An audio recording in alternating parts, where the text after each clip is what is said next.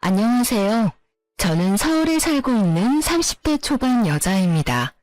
언젠가 결혼한 친구가 이런 말을 해주더라고요. 세상에는 여자 혼자 살면 불행해질 일이 없는데 남자 때문에 불행해지는 여자가 훨씬 많다고요. 결혼 전에는 무슨 말인지 언뜻 이해가 가지 않았었는데 이제는 확실히 알 것 같아요.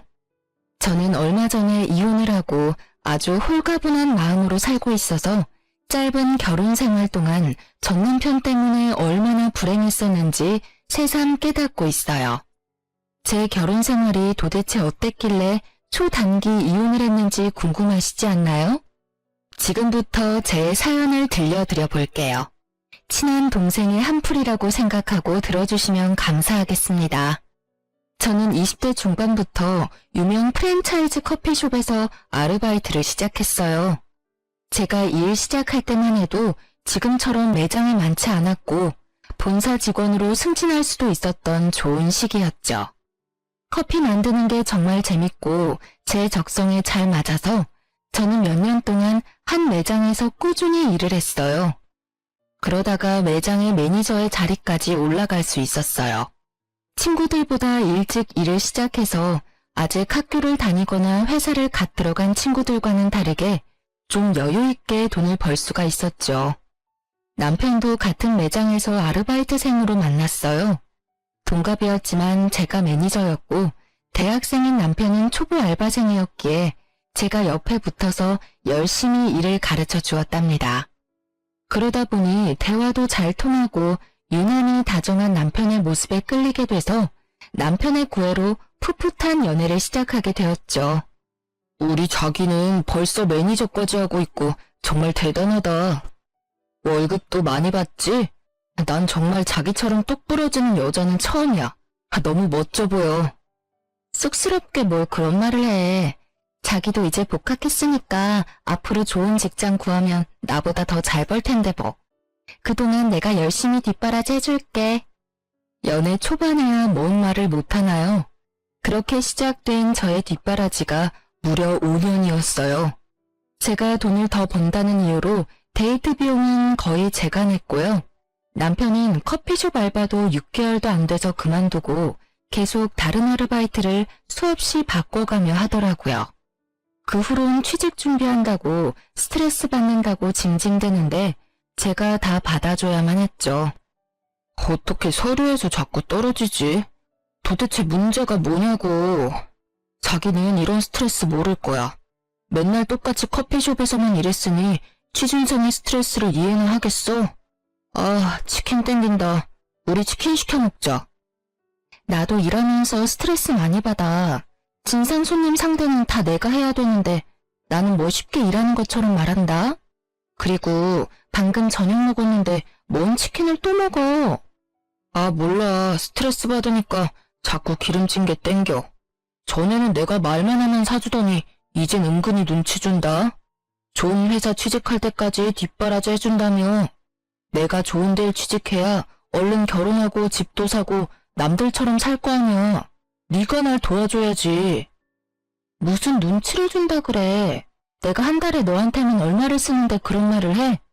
니네 엄마보다 내가 네 밥 더 챙겨 먹일걸? 시어머니 될 분한테 니네 엄마라니. 너 말 좀 조심해서 해. 누가 들으면 부모님 안 계신 거 티낸다고 그래. 특히 우리 엄마 만나면 말 이쁘게 하고. 야, 뭐라고? 너 말 다 했어? 제가 정색을 하자 남편이 입을 꾹 다물고 눈치를 보더라고요. 사실 전 부모님이 고등학생 때 돌아가셨어요. 누구보다 행복한 가족이었는데 부모님이 함께 차를 타고 가시다가 사고를 당해서 그렇게 돌아가시게 되었죠. 그래서 전 너무나 힘든 고등학교 시절을 보냈답니다. 가까운 친척들과 친구들이 돌아가며 제가 나쁜 짓을 안 하도록 지킬 정도였어요.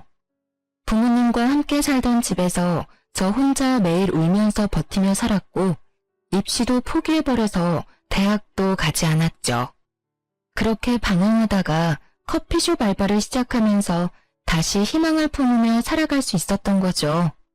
남편에겐 제 모든 사정을 다 말했고 저를 따뜻하게 품어주는 남편에게 더욱 의지했던 것도 사실이거든요. 미안. 내가 말 실수했어. 난 그런 뜻이 아니고 우리 엄마가 혹시나 그렇게 생각할 수도 있으니까 말을 좀 가려서 하면 좋겠다는 뜻이었어. 야, 그래도 넌 혼자 서울 금싸라기 동네에 30평대 아파트 살잖아. 거기다 매달 월급도 많이 받고.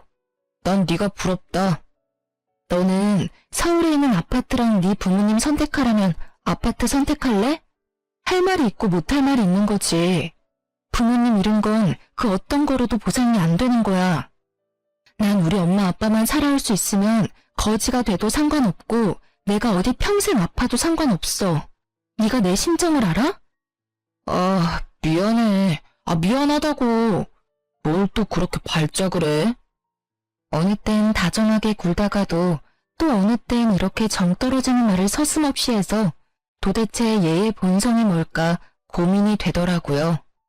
그래도 남편한테 의지하는 부분이 크다 보니까 계속 사귀게 되었고 그 사이 남편도 회사에 취직을 하게 되었어요. 알아주는 곳은 아니었지만 그래도 취직을 한 게 대견했죠. 3년이 넘어도 취직을 못하고 공무원 할까 그러고 있길래 진짜 취직 못할 줄 알았거든요. 그러는 동안 벌써 만난 지 7년이 다 되어 가더라고요. 우리 벌써 만난 지가 이렇게 오래됐네. 이제 나도 취직했으니까 우리 결혼하자.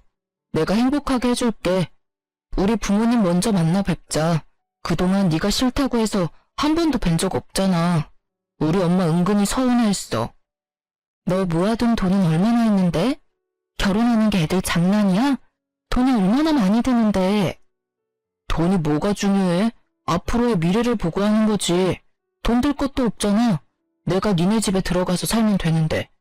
네가 원하면 침대는 새로 하나 사던지. 뭐?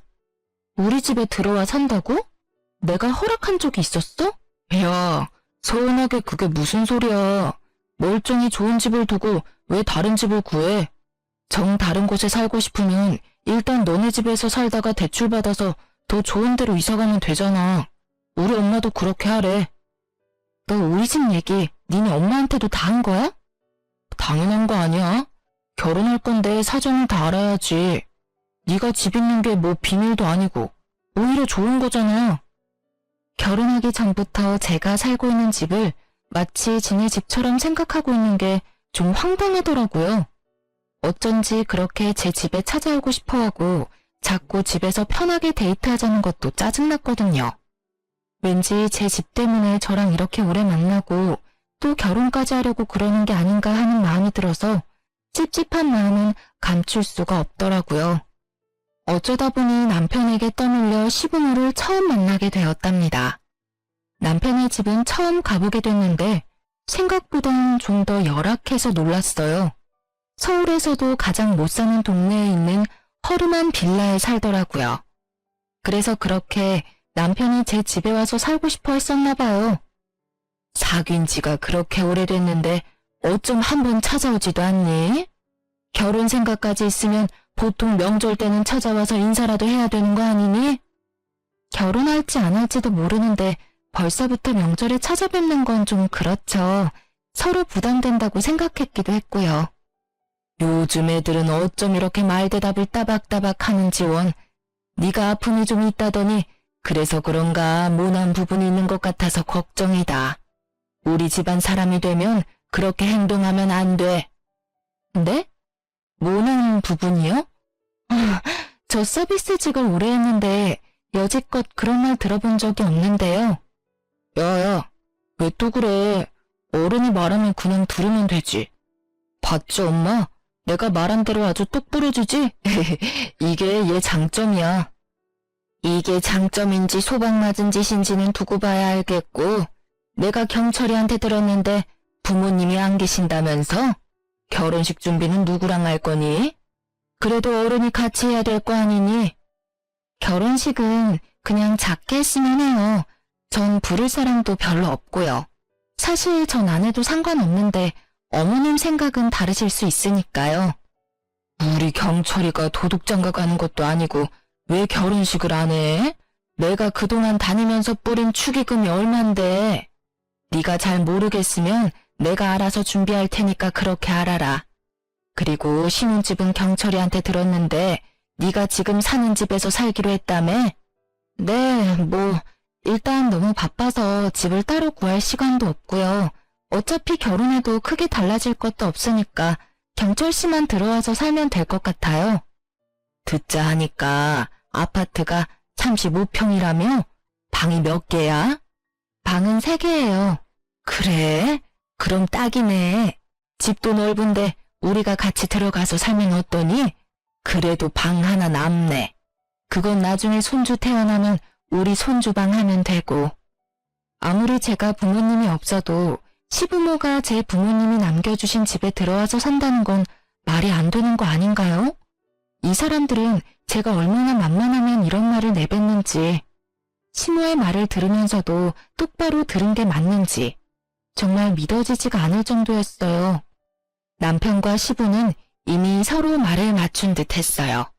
가만히 제 입이 떨어지기를 기다리고 있더라고요. 아, 그건 좀 안 될 것 같은데요.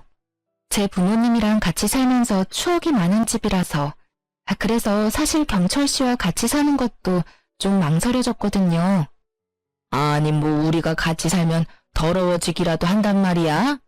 우리가 새로운 가족인데 새 가족이랑 새 인생 시작한다고 생각하면 되지. 아무래도 그건 안 될 것 같아요. 죄송해요. 대신 신혼집 근처 작은 평수 아파트로 이사하시는 건 어때요? 제가 보증금이랑 월세는 부담할게요. 뭐? 우리 보고 지금 월세를 살라는 말이냐? 여기도 월세라고 들었는데 아닌가요? 작은 아파트여도 여기 월세 3배는 해요. 시모는 괜히 헛기침을 하고는 얼굴이 벌개져서 입을 꾹 다물어 버리더라고요. 시모는 제가 월세로 살고 있는 걸 모른다고 생각했나 봐요. 자기 아들이 팔푼이라서 할 말 못할 말 다 하고 다니는 건 몰랐나 봐요. 그때는 순수해서 그러는 거라고 이해하려고 애썼는데 지금 생각해보면 진짜 팔푼이 맞았네요. 그때 왜 아파트로 이사시켜준다는 말을 했는지 바보 같고 순박했던 제 자신에게 지금도 화가 나네요. 그때 당시에는 사랑하는 남자 집이 너무 허름하고 벽지도 누렇고 그런 모습을 보는 게 가슴이 아팠나 봐요. 저는 결혼식 전에 약속대로 시부모를 제 집 근처 동네 소형 아파트로 이사시켜줬어요. 3천만 원의 보증금까지 내줬고 매월 월세도 제가 부담했죠. 그것뿐인가요? 결혼식에 제 쪽으로 들어온 축의금으로 시부모 집에 새로 가전과 가구까지 싹 해줬어요. 결혼하는 새 신부는 전데 오히려 시모가 새 신부 대접 제대로 받았네요. 정작 저는 제가 살던 가전과 가구 그대로 살았고 남편은 몸만 들어왔으니까요. 게다가 시모가 결혼식 날 자기 친구들한테 며느리가 집 해주는 사람 봤냐면서 얼마나 자랑을 해대던지 부끄러우면서도 어깨가 으쓱하긴 했었네요. 그렇게 신혼생활을 시작했고 제가 아파트로 옮겨준 게 마음에 들었었는지 시모도 한동안은 저에게 참 잘 대해주더라고요. 그래서 진짜 새 가족이 생겼다는 마음도 들었었죠. 남편도 회사에 적응해서 무난하게 다니고 서로 퇴근 시간 공유해서 저녁밥 만들어 먹고 혼자 살다 둘이 사는 재미도 있더라고요. 남편놈과의 결혼 생활은 그때가 가장 좋았던 것 같네요. 그리고 몇 달 지나지 않아 본색이 슬슬 드러나기 시작했거든요. 네가 우리 부모님 집 월세 내주는 게 고마우면서도 좀 부담되고 그렇네. 얼마인지 말을 안 해서 지금까지 모르고 있었는데 생각난 김에 한번 찾아봤더니 월세가 좀 세더라. 괜찮아. 내가 내준다고 약속한 거니까 당분간 내가 낼게. 근데 우리 아기도 생기고 그러면 당신 월급에서도 절반은 부담해야 돼? 그땐 자기 월급도 좀 오르겠지. 아니, 그래서 말인데 지금부터 그 돈을 저축하면 우리가 돈을 얼마나 많이 모을 수가 있겠어? 쓸데없는 월세가 줄줄 샌다고 생각하니까 너무 아까워서 그래. 왜 아까워? 네 돈도 아니고 내 돈인데. 거기다 자기 부모님이 사시는 건데 그 돈이 아까워? 아니, 그 말이 아니고. 여기 방이 2개나 남아 돌고 우리만 살기도 너무 넓잖아. 사는 게 좀 복작복작해야지. 우리 부모님도 같이 사는 게 어때? 같이 살면 정도 더 많이 들고 진짜 가족이 되는 거지. 너 아직도 우리 부모님 서먹하잖아. 그 얘기는 이미 끝난 거 아니었어? 일 끝나고 오면 편하게 쉬어야 되는데 시부모랑 살면 내 집에서 편할 수가 있겠어? 절대 안 돼. 다신 얘기 꺼내지도 마. 이놈의 시모와 제대로 작당을 한 건지 바로 다음 날에 시모가 전화가 오더라고요. 너 어제 또 경철이 잡았니? 내가 경철이한테 말 전하라고 했다. 아무리 생각해봐도 그 큰 집에서 같이 살면 되는데 뭐하러 생돈을 낭비하니? 내가 같이 살면 니네 밥도 해주고 살림도 해줄 텐데 네가 편하면 더 편하지 도대체 불편할 게 뭐니? 저희는 집에 거의 없어서 청소하고 할 것도 없어요. 청소도 로봇 청소기 돌리면 되고요. 요리도 간단하게만 해서 별로 치울 것도 없어요. 아니 뭐라고? 도대체 뭘 해먹길래? 너 일한다는 유세로 우리 아들 맨날 배달 음식만 먹이는 거 아니야? 난 그렇게 안 키웠다. 나는 아침부터 국도 새로 해서 맨날 따뜻한 밥 먹여가며 키웠어. 어머니, 경철 씨랑 사귀는 7년 동안 점심 도시락까지 싸서 보내고 그랬어요. 저도 혼자 산 지 오래돼서 요리 꽤 해요. 보지도 않고 그런 말씀하시니 서운하네요. 그래? 그래, 어디 한번 얼마나 대단한지 기대하마. 명절 때 네 솜씨 제대로 보여주면 되겠네. 어휴, 무슨 말을 못하게 쏘아대니? 아주 집 하나 가진 게 유세다 유세야. 시모는 원하는 대답을 듣지 못하자 화를 내면서 전화를 끊어버리더라고요. 저야말로 왜 이렇게 남편과 시부모 집도 아니면서 내 집에 이렇게 관심이 많고 집착을 하는지 이해가 가지 않았어요. 제가 아니었으면 아직도 그 곰팡이만 나는 빌라에서 살고 있었을 거 아닌가요? 평생 살아보지도 못했을 아파트에서 이사시켜주고 월세까지 내주는데 도대체 어디까지 욕심을 부리려는 건지 너무 화가 났어요. 그 후로도 남편이 계속 말을 꺼냈지만 저는 정색하고 대꾸도 하지 않았죠. 몇 번 시도해도 안 되니까 포기했는지 같이 살자는 말은 더 이상 안 하더라고요. 저는 남편 놈이나 시모한테도 너무 질려버려서 당연 시댁도 찾아가지 않았고 그렇게 또 몇 달의 시간이 지나갔죠. 그러다가 또 다른 일이 터지고 말았어요. 제가 퇴근하고 집에 들어왔는데 남편이 씩씩대며 저를 노려보고 있더라고요. 그러더니 서류 봉투 하나를 저한테 팍 던지는 게 아니겠어요? 저는 영문을 몰라 서류 봉투 안을 들여다보았어요. 이건 또 어디서 찾았어? 야, 우리가 진짜 부부고 가족이냐? 나한테 또 속이는 거 있어? 너는 그러고도 나무래야. 어떻게 지금까지 감쪽같이 속여? 너 진짜 무서운 애다.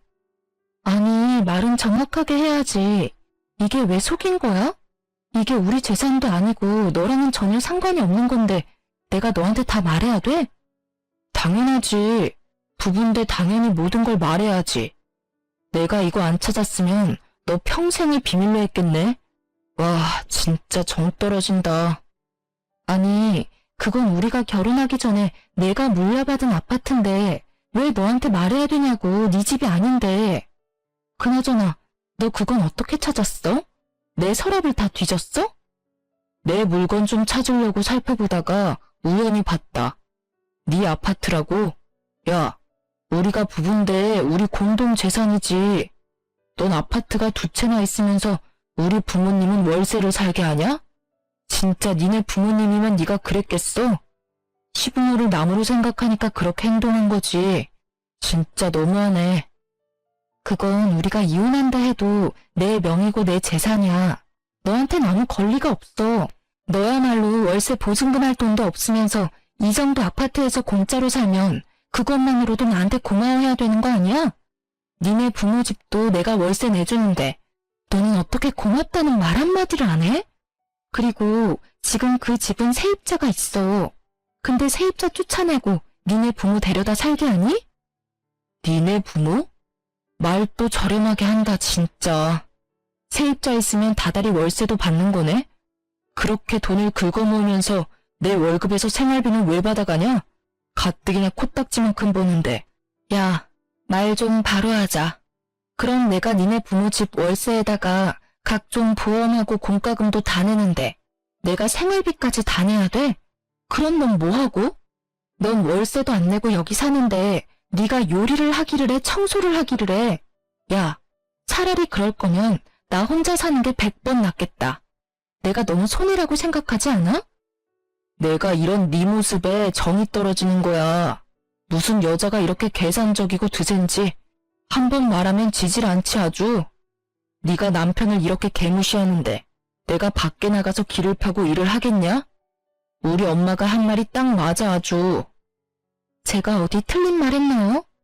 여러분이 생각해도 제 말이 다 맞지 않나요?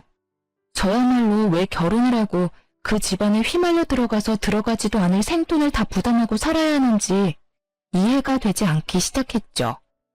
남편이랑 살아서 신나고 즐거운 것도 아니고 싸움하는 날은 점점 늘어가고 시모는 매일 집 타령으로 전화가 오고 안 받으면 몇십 통을 하고요. 제가 다른 아파트가 있다는 걸 팔푼이인 남편님이 바로 말을 했겠죠. 역시나 바로 불이 나도록 전화가 오더니 그래도 받지 않자 시모가 밤에 집으로까지 찾아왔답니다.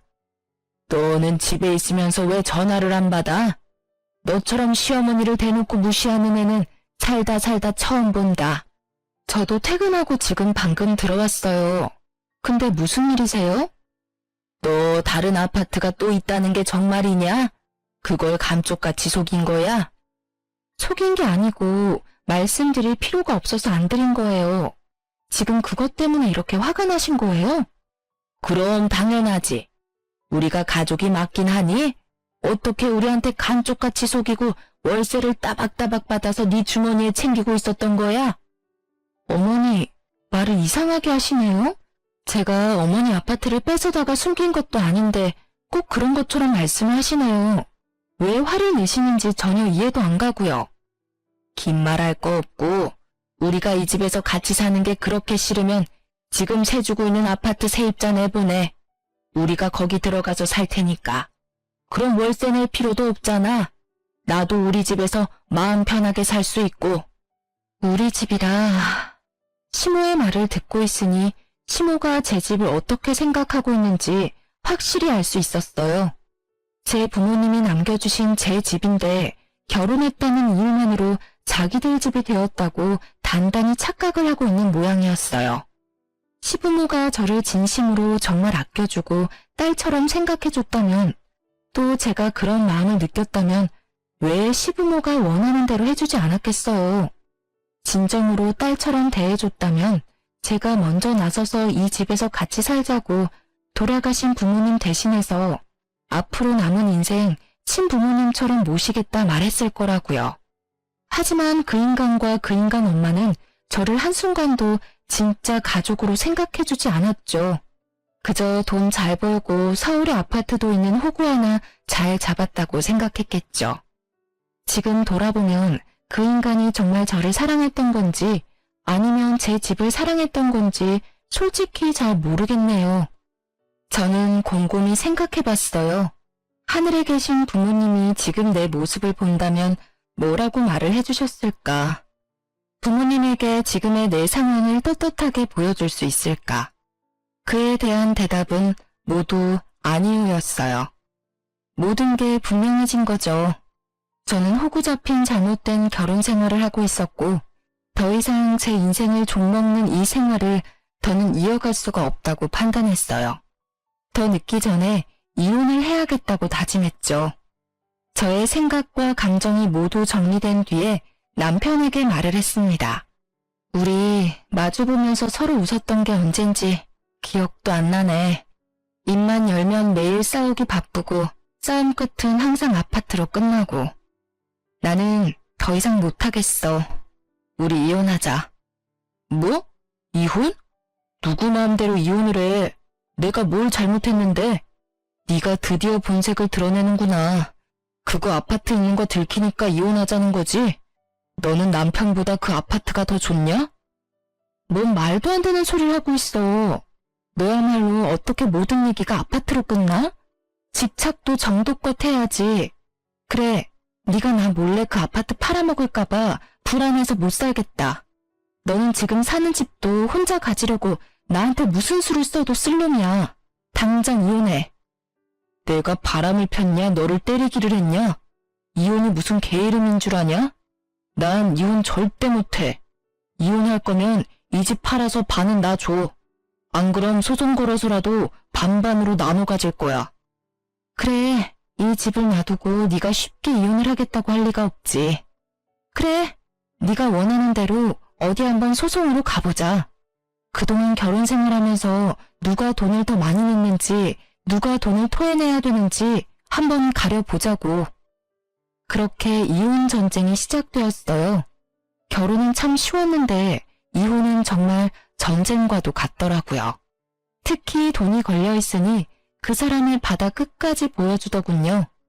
시모는 정말 미친 사람처럼 온 힘을 다해 이혼을 막으려고 별수를 다 썼어요.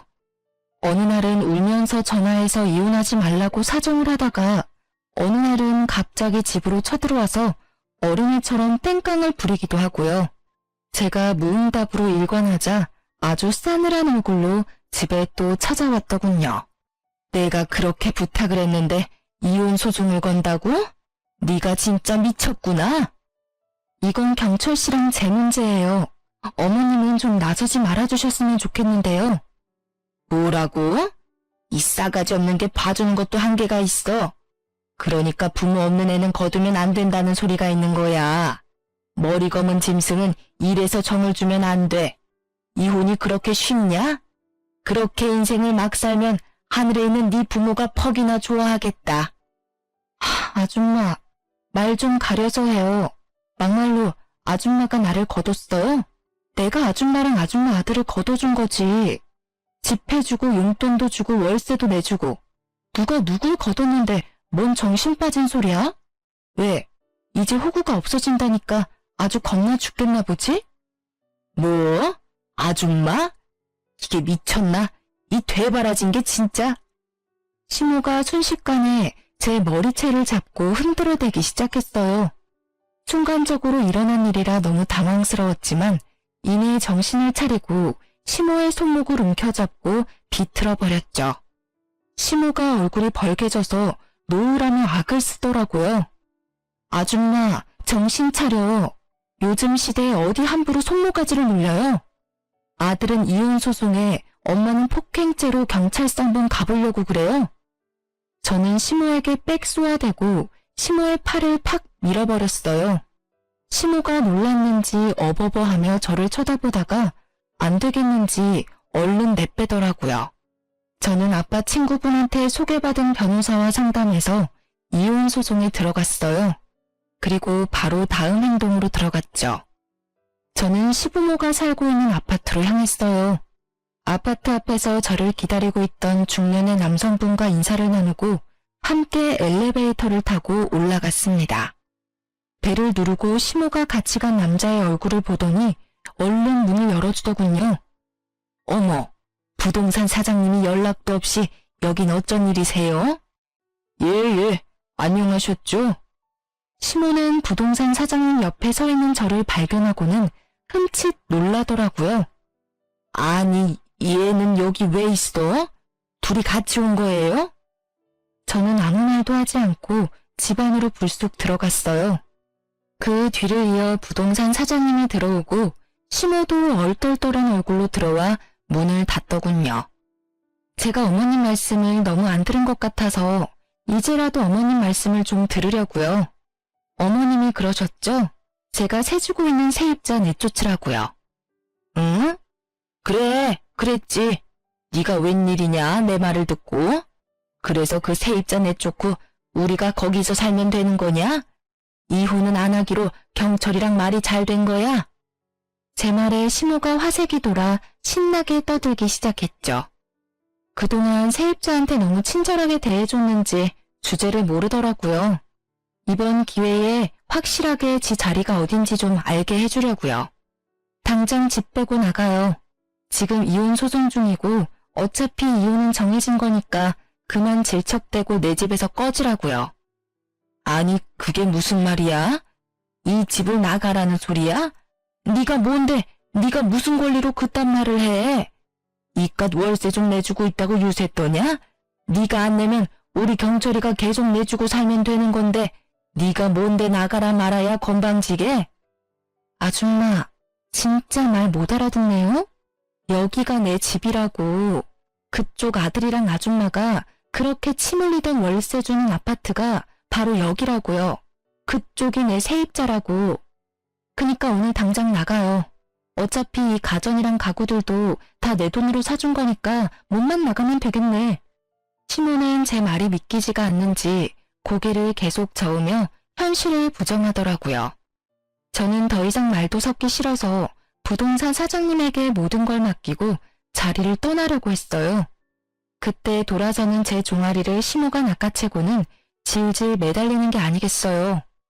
세아가, 우리 며느리야. 내가 그동안 섭섭하게 한 게 있다면 모두 사과하마. 내가 다 잘못했어. 우리 경철이는 아무 잘못도 없어. 다 내가 시키는 대로 너한테 말만 전한 거야. 앞으로는 네 아파트엔 숟가락 하나 걸칠 생각도 안 하고 쥐 죽은 듯이 살게. 대신 여기에만 계속 살게 해주면 안 되겠니? 여기서 나가면 우리가 또 어디로 가겠니?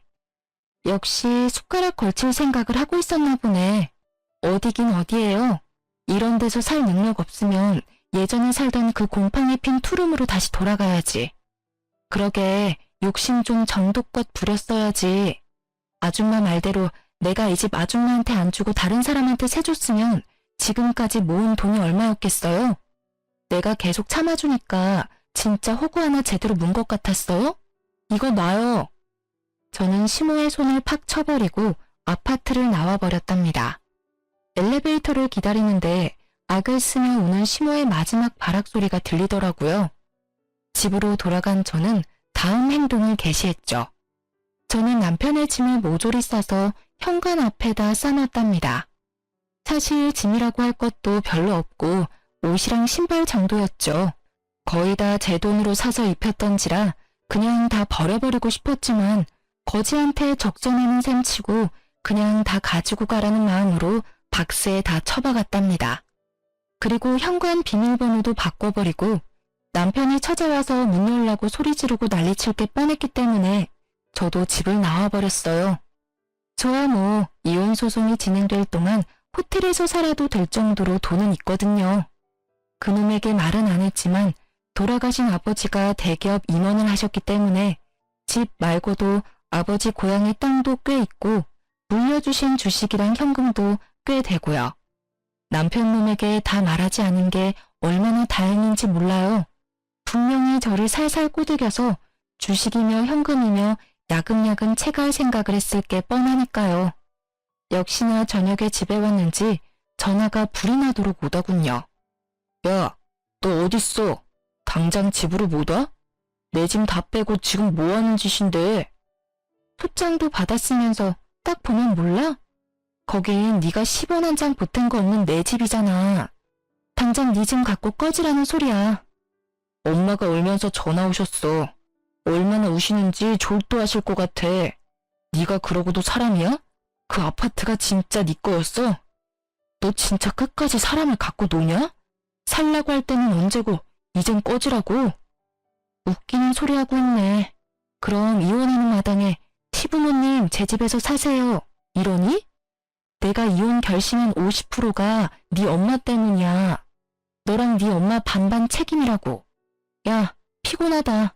이제 그만 내 인생에서 좀 꺼져줘라. 너 그 긴 세월 추억이 얼마나 많고 사랑했는데 그걸 이렇게 망가뜨릴 수가 있냐? 고작 그 아파트 때문에? 우리 엄마도 너한테 미안하다고 하셨어. 너도 좀 진정하고 우리 만나서 대화로 좀 풀어보자. 어? 나 너 사랑해. 너 없으면 못 산다고. 내가 아니라 내가 가진 아파트를 사랑하는 거겠지. 결혼하니까 내가 가진 게 다 네 거 같고 그랬어? 밥 안 먹어도 배불렀겠어 그동안. 너나 네 엄마나 적당히만 욕심 부렸어도 내가 이렇게 정 떨어지진 않았을 거야. 황금알을 낳는 거위배를 병신처럼 가른 거야 네가. 앞으로 연락하지 마. 모든 연락은 변호사 통해서 할 거니까. 남편 놈이 제가 일하는 커피숍으로 찾아올 게 뻔했기에 일주일 정도는 휴가를 썼어요. 역시나 일주일 동안 매일 찾아왔었다고 직원이 말해주더라고요.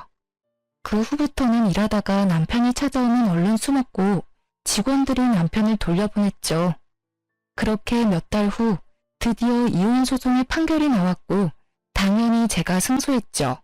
남편은 아파트를 반반으로 나눠야 한다는 말도 안 되는 주장을 펼쳤지만 제가 결혼하기 전부터 가졌던 저의 재산이니 당연히 기각됐고요. 오히려 생활비나 공과금을 다 제가 냈기 때문에 남편한테 위자료를 받아낼 수 있었죠. 물론 8년을 매일 붙어 있다가 헤어지면 혼자 살아갈 수 있을지 허전하진 않을지 걱정도 되었는데요. 이혼이 확정되고 남편 놈이나 그놈 엄마한테서 드디어 놓아줬다는 생각을 하니 어찌나 홀가분하고 행복했는지 몰라요. 그동안 너무 지긋지긋했었는데 자유의 몸이 되니 그놈 얼굴도 희미해질 정도였죠. 그렇게 몇 달이 흐르고 저는 다시 결혼 전처럼 열심히 커피를 만들면서 저의 인생을 다시 찾아가고 있었죠. 그 인간이 찾아오면 얼른 숨어서 그동안 마주치질 않았는데 그날은 하필 제가 매장 밖에 나와 있을 때 들어오던 전 남편과 딱 마주쳐버렸네요. 아, 드디어 만났네. 너무 잘 숨어서 죽었는 줄 알았다, 야. 거의 6개월 만인가? 남편은 밑바닥까지 끌어내리고 너는 아주 얼굴 좋아 보인다. 말하는 꼬라지하고는 이혼한 마당이 왜 자꾸 여길 찾아오는 거야? 이렇게 만났으니 내가 마지막으로 말할게. 다신 여기 찾아오지 마. 또 찾아오면 그땐 업무방해죄로 경찰 부를 거야. 아, 네가 뭔데 오라 말아야. 여긴 누구나 올 수 있는 커피숍이야. 그리고 네가 여기 주인이라도 돼? 끽해야 매니저 주제에. 매니저로 일하는 게 도대체 몇 년이냐? 넌 인생에 발전이 없어. 솔직히 말해서 죽은 니네 부모가 남겨준 집 말고 네가 뭐 별 볼 일이 있냐? 정신상태 불안정한 거 불쌍해서 걷어주니까 우리 부모님을 무슨 도둑 취급하면서 이혼 소송까지 걸고 너 때문에 우리 엄마 충격받아서 치매 초기랜다. 어떻게 책임질래? 나야말로 너 고소할 거야. 너 같은 걸 믿고 결혼까지 했던 내가 불쌍하다. 너야말로 코딱지 같은 회사에서 최저임금 받고 일하는 주제에 누구한테 발전을 운우네? 그러는 넌 니네 부모가 뭐 개뿔 남겨줄 거라도 있어? 아, 있네. 니네 엄마랑 너랑 분수 모르고 남의 거 탐하는 게 똑같네. 물려받았나 보다. 뭐? 이게 진짜 보자보자 하니까? 전 남편이 저를 때리려는 듯이 팔을 확 올리더라고요. 그걸 본 남자 직원이 얼른 달려와서 팔을 딱 막아주었죠. 사장님, 괜찮으세요? 이건 또 뭐야? 그새 남자라도 생겼냐? 근데 뭐? 사장님이라고? 이 매니저, 이 인간한테 이 커피숍이 누구 건지 좀 말해줄래? 1년 전에 사장님이 인수하셨죠. 사장님이시죠? 그 인간, 그 말을 듣고 입이 딱 벌어져서 다물지를 못하더라고요. 왜냐하면 제가 운영하는 이 지점은 매출이 높기로 유명한 걸 전 남편도 알거든요. 네가 여기를 인수했다고? 그럴 돈이 어딨어서? 아니, 돈이 있다고 해도 본사에서 너한테 넘긴 게 말이 돼? 네가 뭐라고? 너나 나를 호구로 하고 우습게 알겠지. 내가 본사 소속으로 이 매장에서 일한 게 12년이다. 평생을 변두리 빌라 월세로 사는 넌 뭐 상상도 못할 액수겠지만 이 정도 매장 인수할 돈이 있어, 내가. 아니, 1년 전에 인수한 거면 이혼 전이잖아. 아파트도 모자라서 이것도 속였던 거야? 너 진짜 치가 떨리게 무섭다. 말하면 내가 뭐 어떻게 할까봐? 부부 사이에 비밀이 없어야지. 너는 진짜 사악하고 무서운 년이야. 그 콧구멍만한 아파트도 그렇게 침을 흘렸는데 내가 이 큰 매장 사장이라는 걸 네가 알았어 봐. 너란 위인을 내가 몰라? 넌 당장 회사 때려치고 여기 정장한다고 징징거리면서 졸랐을 놈이야. 그러다가 지가 사장 행세하겠지. 네 엄마는 맨날 여기 출근 도장 찍어가며 지 아들이 여기 사장이라고 사돈의 팔촌 다 끌고 와서 공짜 커피 달라고 생떼 썼을 거고. 상상만 했는데도 벌써 지긋지긋하다. 이제 잘 알았지? 여기 내 거니까 다신 여기 그림자도 비추지 마. 또 오면 바로 경찰서 끌고 갈 거니까 각오해. 난 한다면 하는 거 잘 알 거야. 전 남편은 벌개진 얼굴로 주먹을 꽉 쥐고 파르르 떨더라고요. 오래 만난 사이다 보니 저놈이 어떤 생각을 하는지 빤히 보였죠. 이 매장이 자기 것이 될 수 있었는데 그 기회를 놓쳤으니 얼마나 속에서 열불이 나겠어요. 저는 차갑게 전 남편을 지나쳐서 매장으로 들어갔죠. 전 남편은 한참을 매장 앞에서 망부석처럼 굳어있다가 터덜터덜 발길을 옮기더라고요. 사장님, 또 왔어요. 저기 밖에서 왔다 갔다 하고 있는데요. 괜찮아. 만약 들어오면 이 매니저가 좀 내보내줄래? 매번 이런 부탁해서 미안해. 안 들어오면 그냥 두고. 이게 무슨 부탁이에요. 당연히 해야 되는 일이죠. 저 손님 때문에 매장 분위기가 이상해지니까 민폐 손님 내쫓는 것도 다 업무의 일환 아니겠어요? 그 후로도 종종 커피숍 밖에서 힐끔거리는 전 남편을 발견하고 직원들이 말해주었는데요. 전 신경도 안 쓰고 제 할 일만 했죠. 그러다 보니 점점 오지 않았고 어느 순간 안 보이더라고요. 누구나 올 수 있는 오픈된 장소이다 보니 사실 언젠간 또 기웃거릴 수도 있다는 생각이 들긴 하는데요. 오랫동안 저와 함께 일하면서 저를 지켜주는 든든한 직원들이 있어서 위기 상황이 와도 겁나지는 않을 것 같아요. 제가 사장이지만 저는 커피를 만들고 매장에서 활기차게 일하는 순간이 정말 좋고 제가 살아있는 걸 느낄 수가 있어서 이렇게 매일 나와서 계속 일하고 있어요. 하늘에 계신 저의 부모님도 제가 씩씩하게 살아가는 모습을 보셔야 안심하실 것 같다는 생각도 들고요. 전 남편이 와서 행패를 부리는 순간이 오더라도 저는 저의 매장을 지키며 매일매일 열심히 일을 할 거랍니다. 세상에 혼자 남겨져서 저를 진심으로 아껴줄 가족을 만들고 싶었기에 전 남편과 그놈 부모에게 나름대로 최선을 다했어요. 부모님이 없다고 대학 못 갔다고 무시해서 마음의 상처를 입어도 괜찮은 척하며 바보처럼 헤헤거렸고요. 계속 그 집구석에서 벗어나지 못하고 살았다면 부모님이 남겨주신 재산도 다 뺏겼을 수도 있다고 생각하니 가슴이 철렁한데요. 사람을 너무 믿고 대책 없이 결혼을 결정한 건 정말 후회스럽지만 그래도 1년의 결혼 생활만 하고 단칼에 그 집구석을 끊어버린 건 정말 스스로도 대견하게 생각하고 있어요.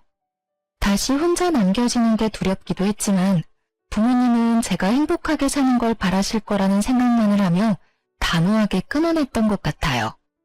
당분간은 일만 하고 저 혼자서도 잘 사는 연습을 해보려고 해요. 혼자서도 잘 살아야 다른 누군가를 또 만나도 함께 잘 살 수 있으니까요. 제 사연 들어보셨는데 어떠셨나요?